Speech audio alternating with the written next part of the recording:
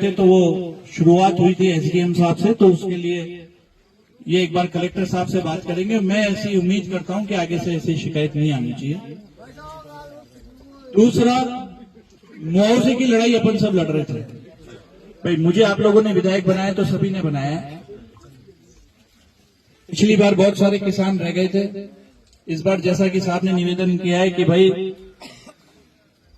संपूर्ण क्षेत्र को फसल खराबा इन्होंने माना है, और मुझे ऐसा उम्मीद है कि कोई भी किसान वंचित नहीं रहेगा सभी किसानों के, क्योंकि संपूर्ण फसल खराबे में सभी किसान आते हैं। सही बोल रहा हूं? दूसरी बात, तीसरी बात, और जो हमने जो ज्ञापन तैयार किया था वो तो डॉक्टर किरोड़ीलाल मीणा जी को ही देंगे।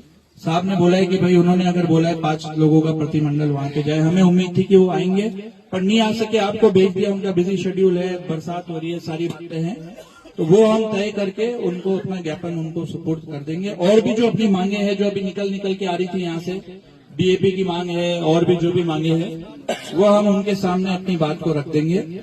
और सबसे मुख्य बात, 1.5 महीने का आश्वासन इन्होंने दिया है और लिखित में इन्होंने रिकॉर्ड दिए और रिकॉर्डिंग में आप सबने रिकॉर्ड कर ही लिया होगा।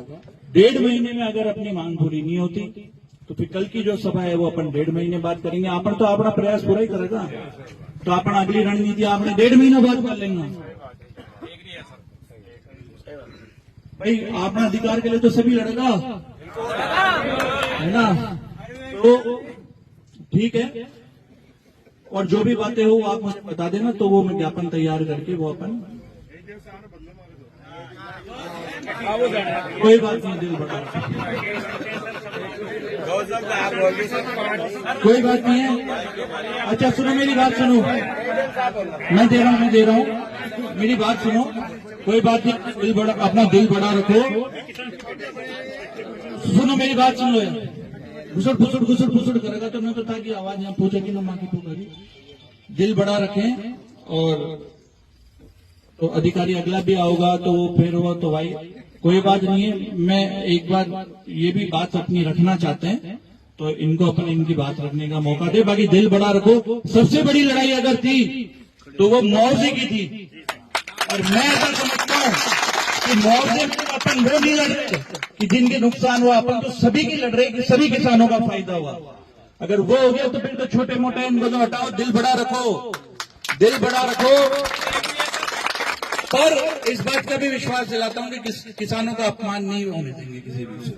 ठीक है, अब मैं एक बार साहब से बात करना चाहते हैं साहब, हम उनका भी आदर करते हैं पूरा, और वो कृपया लेके आप एक बार बात करें, सभी की जो उदासी है उसको दूर करें, और आप खड़े होकर बात करें। सर आपको देखना चाहते हैं, आप ऊपर सम्मानित मंच में आए।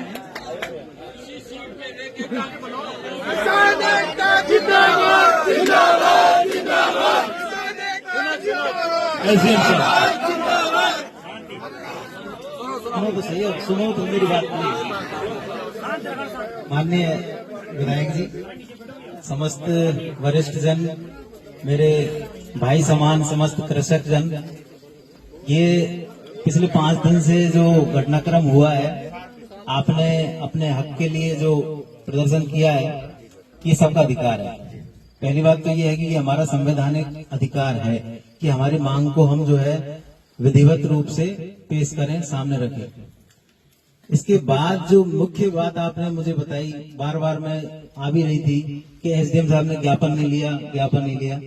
मैं करीब 200 या 250 लोगों की जो क्राउड है वो इस बात की विटनेस है कि मैंने कभी भी, जब वार्ता मेरी एमएलए साहब के साथ चल रही थी, मैंने उस टाइम भी आपसे कभी ये नहीं कहा कि ज्ञापन नहीं लिया जाएगा। ये मेरा एक ड्यूटी का पार्ट है।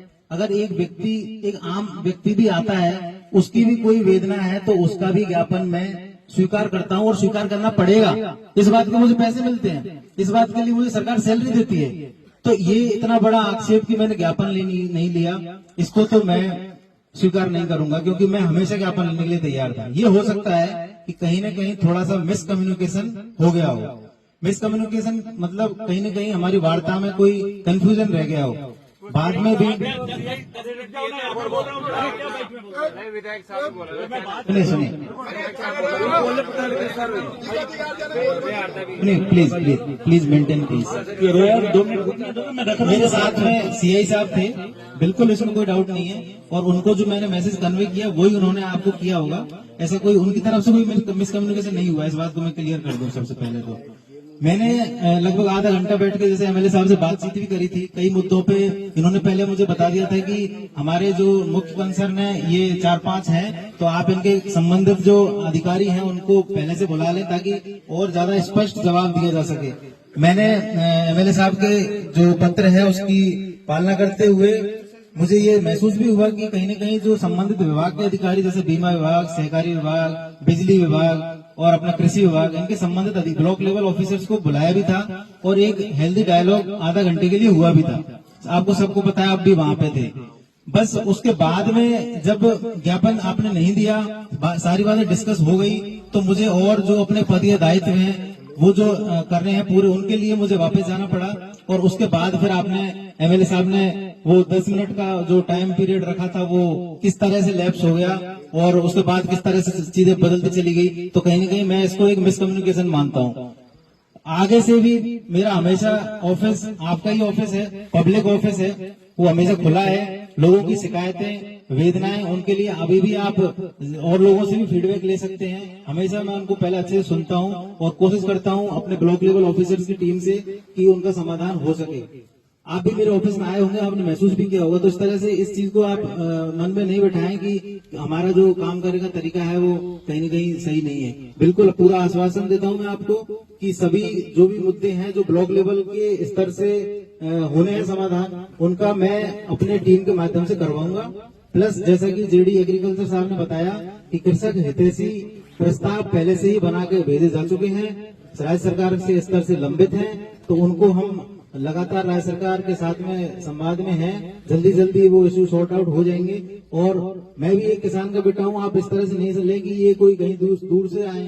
भाई मेरे पास भी जैसा कृषि बैकग्राउंड आपके पास है वैसा ही मेरा भी है, मैं भी इसी समाज का हिस्सा हूँ, तो इस तरह से आक्षेपित तो कम से कम ना करें। और अगर किसी को मेरी कोई किसी भी बात से हर्ट हुआ है तो उसके लिए तो क्षमा प्रार्थी हूँ।